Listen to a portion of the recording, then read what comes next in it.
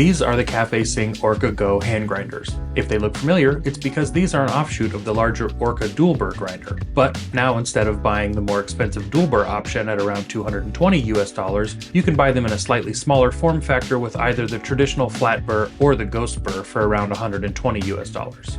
So why might you want to buy one of the ORCA Go grinders instead of the Gen 1 ORCA dual burr? The answer to that depends on you and the types of brew methods you do most frequently. But before we get into a deeper answer on that question, let's take a closer look at the grinders and discuss their build quality and features. The only thing different about these two grinders are the burrs. Everything else is identical, so I'll talk about them as one grinder, then we'll circle back and talk about the differences in the burrs and why you might want to choose one over the other.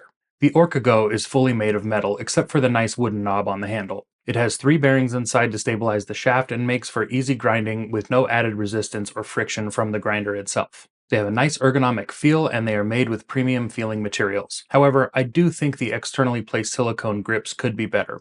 I like that they come with 2 different colors for you to choose, but I wish they had a channel or some sort of a groove machined into the body to hold the grip in place and keep it straight. I'm a big fan of external grind adjustments on hand grinders, so I'm happy to see that carried on with the CafeSing grinders. With 72 total clicks or adjustment points at 25 micron per click, it's definitely not the most granular grind adjustment, but it works well enough to get the job done and makes good cups. Overall, the grind consistency and particle distribution seems pretty good, especially for a small burr hand grinder. One thing that helps the grind consistency and particle distribution is the pre-breaker that's standard on both burr options. I took the bottom burr out and ran some beans through to see just the effects of the pre-breaker, and some of the coffee that went through didn't get broken at all. But the performance of the pre-breaker is going to vary depending on the size and density of the beans. Larger and more brittle beans will be more affected by the pre-breaker than smaller, denser ones that could slip through more easily. Either way, it does work overall, which helps the main burrs be more efficient and make it easier to grind. And it's a nice touch for a hand grinder. The capacity of the grinder is listed at 25 grams. I was able to fit upwards of 30 grams into the grind chamber, but with this smaller catch cup, once you get into the 22 to 25 gram range, it starts to get pretty full. My only real dislike of this grinder is the catch cup. When it's full, you really need to be careful because it will spill easily. The ORCA Go grinders use the exact same 49mm titanium coated flat and ghost burrs found in the Gen 1 ORCA dual burr. The difference here is that you can choose one or the other instead of paying more for the bigger grinder and both burrs. The advantage here obviously is if you don't need both, you can save some money. For example, if you primarily brew V60s or another filter brew method, then going with the ghost burrs would be more of an ideal move. If you primarily make espresso and only on occasion do you make a filter brew, then the flat burrs would be the better option. The flats are more of a traditional bimodal design that creates more varied particle distribution and a higher content of fines.